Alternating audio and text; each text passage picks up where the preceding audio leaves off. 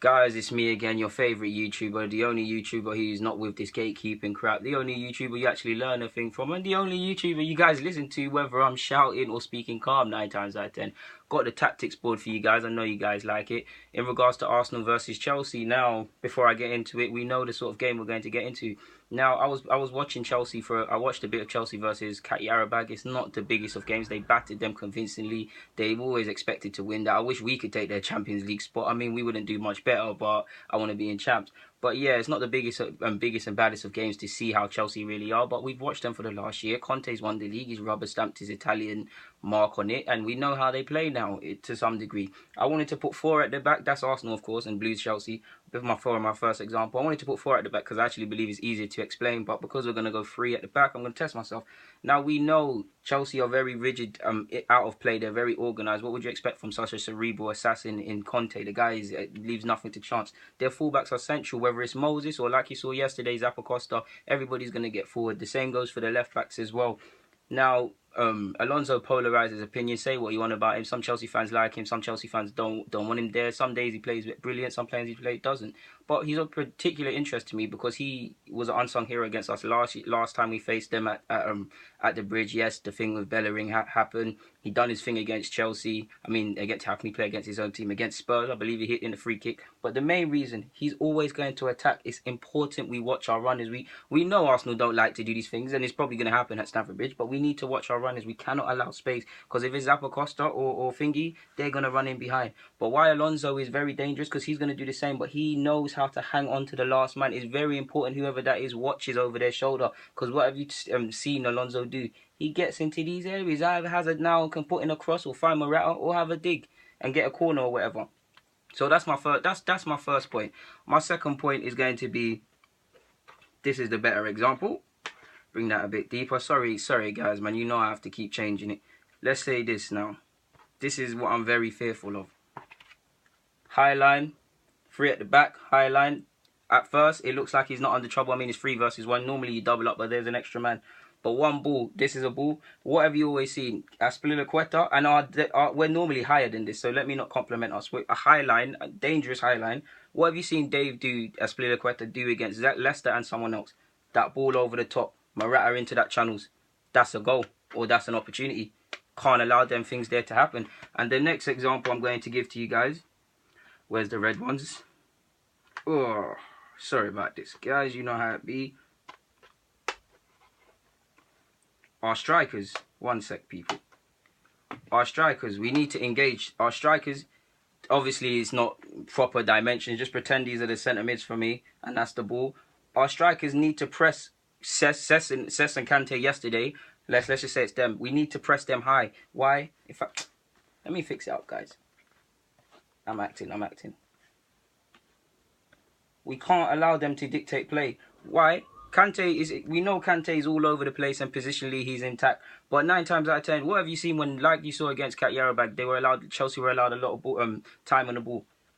Balls over the top from Cess and Kante, over the top. And again, when your line is so high, that is dangerous. And that's why our midfielders, if we pretend these are now the centre halves and the centre mids deeper, we need to press. This is again why I'm saying 4-3-3. Press from the start. Press. Don't allow time. We cannot allow time and space in behind, guys. Now, there is one example now. If I remove these ones here and show you guys the best example now. Kante and Cess. These lot, let's just say it's them. We don't know if it's going to be them, but whoever the pivot is, they're very organised. Now, they move across. One goes, the other follows. One goes, the other follows. One goes, the other stays up. One stays, the other one goes. They're a great partnership. Kante's all over. I have to do this because this is Kante, man. Everywhere. But there are times. That's why I said previously we have to engage them high up the pitch. But there are times Kante, because he's going up there to win the ball back and stuff, and 9 times out of 10 he's positionally intact, there are times he can be caught up high. If Cess is left alone, we need to take advantage. And that, again, guys, is why I'm saying 4-3-3. Because when we set out with 4-3-3, what is the purpose? To counter, to make use of possession and things like that. Their midfield, Chelsea's midfield, oh my God, it's brilliant. It was almost like a free yesterday. They were moving in sync. There was no space. Whether the ball was on that side or that side, they were in sync. So we know we're going against an extremely organised beast. Like I said, to have any chance, no space down the sides. got to press that back line, back 3 or 5, whoever they want, however you want to call it, have to press them, have to press the midfielders and be aggressive. And that's the one reason I'm not confident about it, because like I said, last point before I go, guys, like I was trying to say, midfield battle. To have half a chance, I've just explained to you how good that partnership of Kante and Cecil, whoever's going to play, one goes, one follows. Look, one goes, one follows. We would have half a chance. But we've got 2 midfielders, Xhaka, who is not mobile, and Ramsey, who's going to do that. Xhaka's already lost the battle. Xhaka's already lost. If we go with 3 at the back, like I suspect, Xhaka's already lost. He's already lost. He's not the most mobile. Kante's quicker than him. Cesc is a pass master. You need to just get the ball out his feet. He gets the ball out his feet, it's a goal.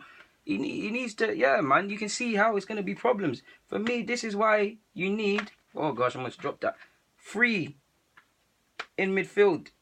So at least we have a fight. We look better. Xhaka is protected. We look better as a 3 in midfield, generally speaking, sorry. So at least if someone vacates, someone goes, someone can stay. There's still 2 versus 1. Not if we remove one and one goes, and now it's 1 versus 1, and Arsenal are not the most intact defensively when it comes to midfield. Can you really say if the ball was here, would make that smart challenge, that smart tackle to bring someone down to allow us to get back into space? No, because certain midfielders that like to go up front are going to pull out of challenges. Like, this is it. To have any chance, we need to engage them high up the pitch, engage them in midfield, not allow space down the sides. This is the only way we're gonna have a chance. I'm a big fan of how Conte coaches, because these players, they really are scared to make mistakes. The way he's got them organised, offensively, defensively, in possession, out of possession. And on top of that, there's also some other things we've got to look out for. Their use of short corners will make us unstuck. We need to switch on and watch runners. Their use of set pieces. They are a really dangerous side, and they can actually scare us. So to have any chance, we need to be street smart. We need to move in sync as well. We need to take advantage when we have possession. We know Arsenal, we like to go out there and play a certain way and dominate possession. For me, forget possession for this game. Let them have it. As long as it's in front of us, let them have it. Let them have it, because it's going to be a dogfight. I do not think it's going to be like the last 2 games at Wembley. Of course, I would love to win it, but I can't see it, guys. But this is just some of the things I thought. Let me just bring you guys this, you lot.